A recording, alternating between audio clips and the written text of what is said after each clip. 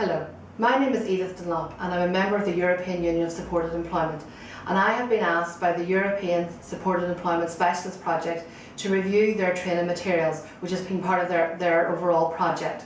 There are 6 modules altogether, and I'm going to be looking at the second module, which is client engagement.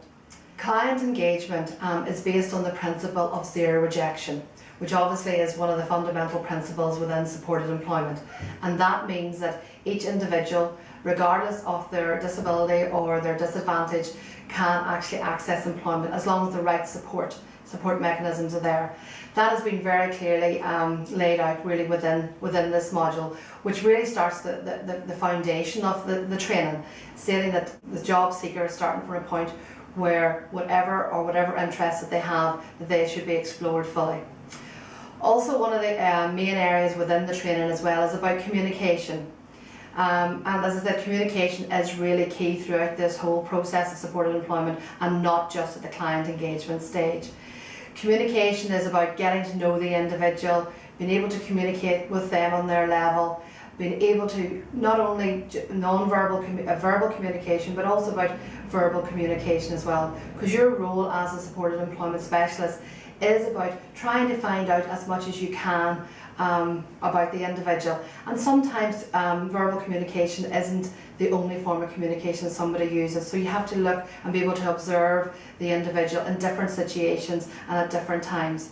So those are the 2 key areas now within this first module of client engagement. One is about ensuring that everybody's given the opportunity to find employment, and secondly is about communication. The training module also looks at the 5 stages really within client engagement. And they are preparation for potential job seekers, and that's really about ensuring that stakeholders are aware of what your service is, that you are presenting materials, what role you have, and making sure that those information is accessible, and it obviously is circulated to as wide a group as possible, so they can obviously inform the job seeker that you're there to support them. Then it's about that really initial contact, and that's mainly either made through a letter, or maybe contacting the person by phone, but once again, whatever the individual preference is. Then there will be that first meeting, and usually that first meeting is hopefully either held somewhere which is kind of neutral, somewhere where everybody feels very comfortable, and that would be that is obviously one of the main parts of that. The client engagement is to making sure that the individual feels comfortable, and hopefully developing the trust with the supported employment specialist. And really that initial meeting also gives the opportunity for the supported employment specialist really to sort of outline what their role is and what they intend to do, so the individual is fully informed and they are aware of what support that they will be able to get from the supported employment specialist. It's also at a time as well where the supported employment specialist can maybe find out from the job seeker as well, but maybe other people who would be able to help, or just help them along their way within their supported employment journey as well, and ask them to take part within that. And that's either whether it be a parent or a carer or other professionals. At that stage it would really be obviously asking permission from the individual.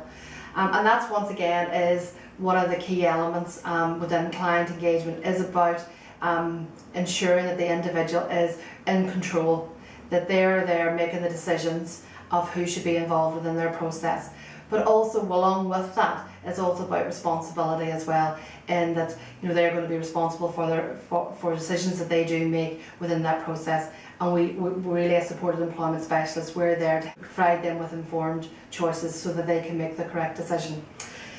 Following on obviously from that initial meeting is really starting the planning and discussion, and that's really to start that process of where the journey within supported employment starts.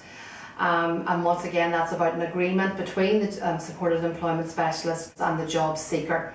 And that was obviously very much highlighted really within the training, and the training materials really talk about building that relationship, and see that as probably the crux of the whole supported employment process, that if you can build that good relationship and work together with the job seeker, that there will be more success, and that obviously is very much highlighted within the training.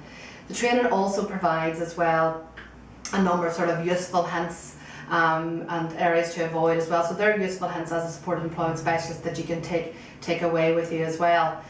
And really this whole module has been very, very informative and really does stress, I suppose, the two key areas which I see within this is communications, and also about zero rejection, and about developing trust between the job seeker and the supported employment specialist.